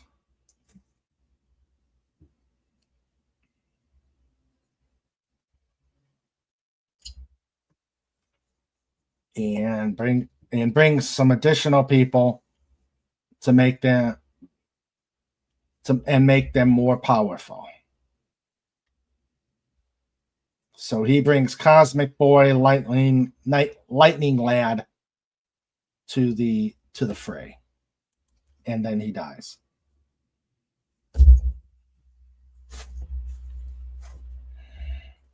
And the battle continues, and he says he thinks that he has fulfilled the prophecy, but unfortunately he is just a clone. And he says, none less than the true Orion, greatest warrior of all the stars, shall strike the death blow. And Darkseid thinks he's won. And then he gets clobbered by Superboy and Supergirl, who were charged up to ignore the Red Sun's energies. And Darkseid is feeling that he's getting beaten.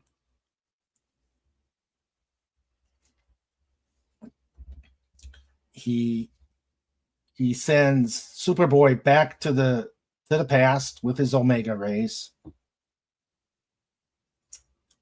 And Supergirl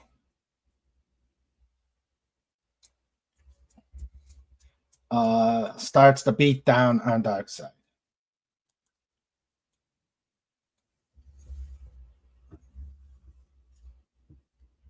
And Supergirl clobbers Darkseid.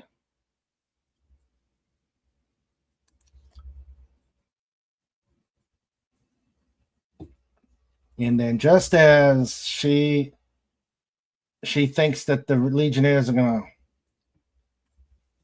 are going to she thinks that she's done a good enough job while the Legionnaires regroup, Darkseid grabs her and is ready to kill her. But then the Legion comes to save her. And he thinks he's won, but they're thinking that he is probably going to lose.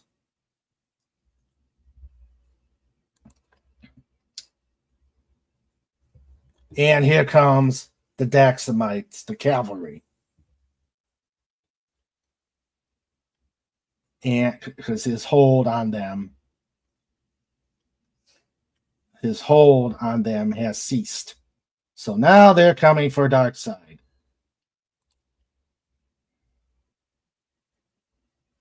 He is not happy, and he is not surrendering. And then he says, "It is all. You have won, children of the light. The darkness is fading, even as we watch. But remember, the darkness cannot surrender. It is always with you, always on the fridge of the dawn. And the instant you gaze at it in fear, your time will come." And he disappears. Wildfire thinks they made him turn tail.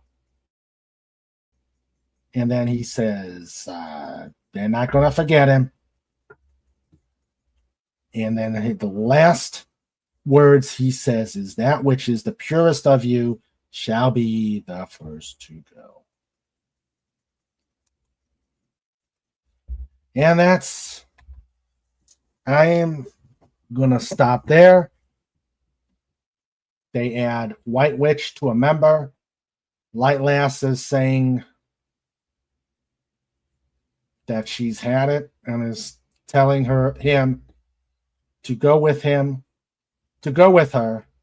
because she's leaving the Legion. And then Supergirl's getting ready to go, but she says that Brainiac is cute. And that is, the rest is more vignettes, but that is the end of the Great Darkness saga. All right. Panama Insider says, although he did trade Orion to Highfather for Mr. Miracle as part of the pack. Yep. Timberwolf becomes an android, which is what he originally was due to hypnosis. So his fear is losing humanity again. So he made him feel their worst fear. Yep. So that he brought the whole team back together for the final fight. So that is the end of the Great Darkness saga. Wagner says, I recommend not reading the sequel to this story, The Quiet Darkness. It is during the 5 year later Legion series. I did not like the 5 years later. Did not like it at all. In fact, that started my leaving the Legion. Actually, what made me stop leaving the Legion is when Giffen started dressing them up like Nanook of the North with those stupid costumes they had later on. So, yeah. Yeah, that's when I started signing out on it, Wagner. So, all right. Now that we've gotten through this, it's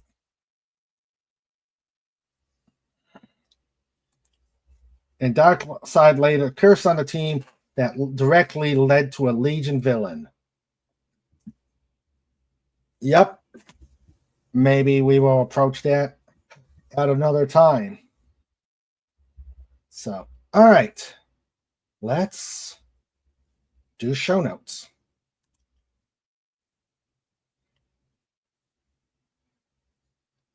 It's time for show notes.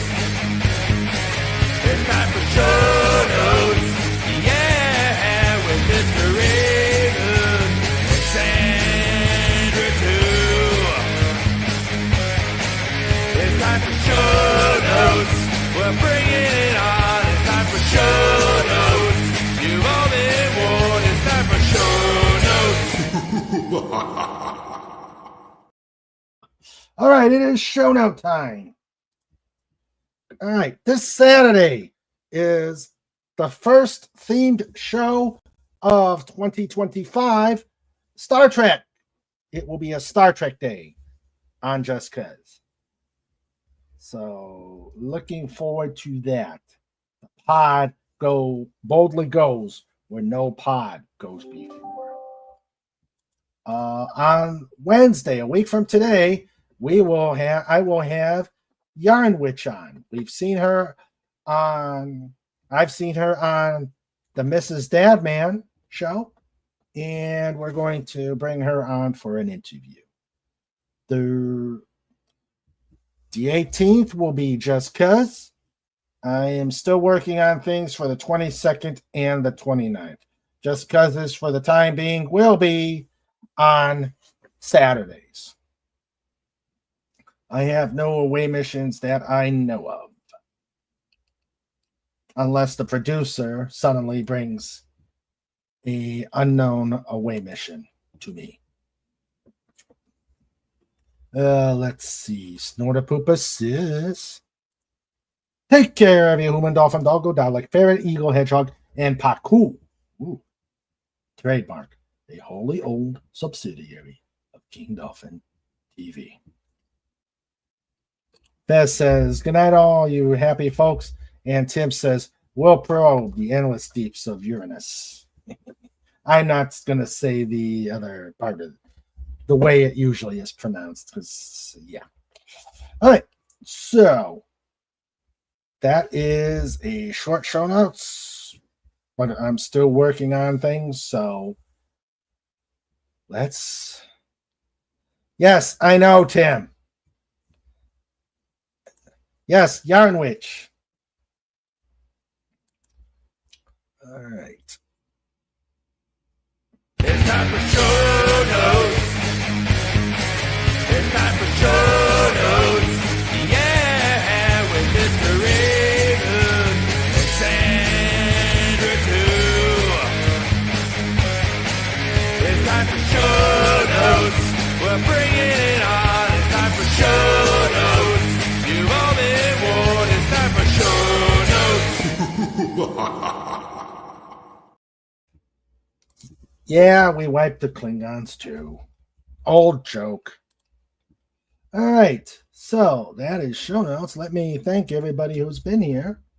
I hope you've enjoyed this review. We'll probably get back to some Fantastic Four stuff later on this month. I'm also thinking about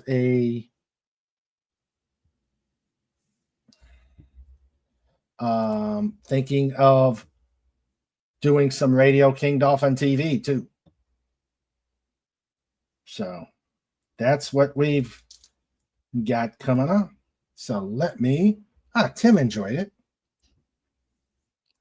All right, so let me thank everybody who has been here.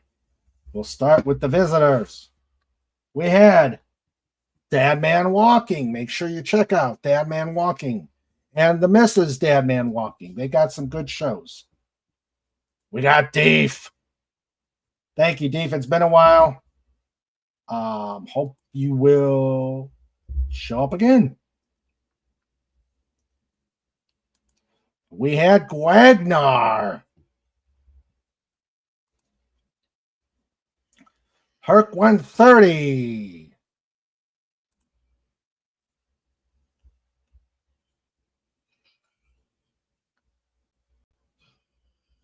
We had the great Phantom Outsider, who guessed the villain. We had Swift -1. So that was our visitors. Thank you for coming. Like and subscribe and pass the word out about King Dolphin TV, the greatest pod on YouTube. And now my lifeguard, starting out with the Comic Relief Crusader. Huge. Maximum Redstone. Legatus Legionii. FKHC 2005. Fez for Hire. Fez for Eva. John Randall. The big man himself. My able producer. The brains behind the outfit. This is a Sandra Feliciano presentation in stereo where available and in color. And Legatus Legionnaire says King Dolphin TV, where we get a wide variety of entertainment. Oh, yes. Maximum fun at minimum cost. And finally, Hail Trike. I don't think he moved at all during the whole show. But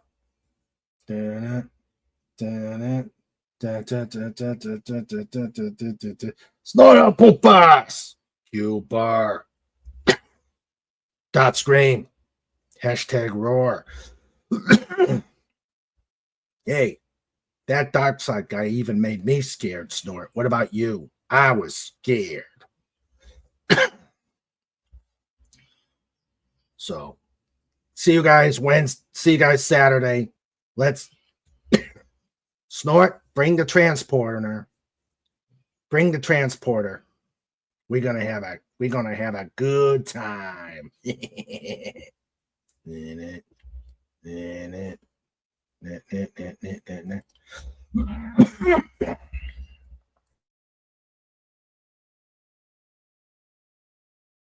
No, just something got in the throat. Snorter Poopers packs the transporter.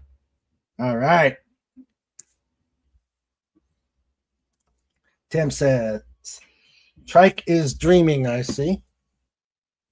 Yeah, he is. All right. Good night, everybody. I hope you enjoyed yourselves tonight. I will see you guys on Saturday.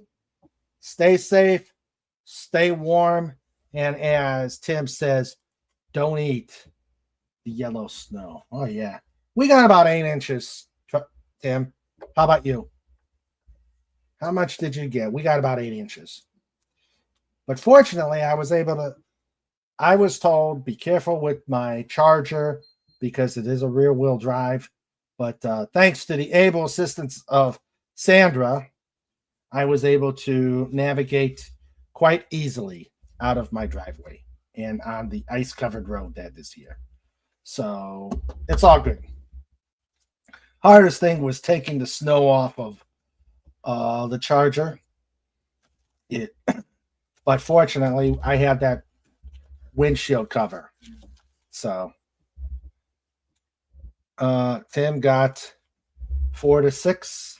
Legata says, oh no, it's as it is Star Trek themed and Snort is at the transporter. Yes, beware. Be very aware. All right. You guys have a good week. See you guys Saturday. And let me get started. Live long and prosper. Good night, everybody. Love you.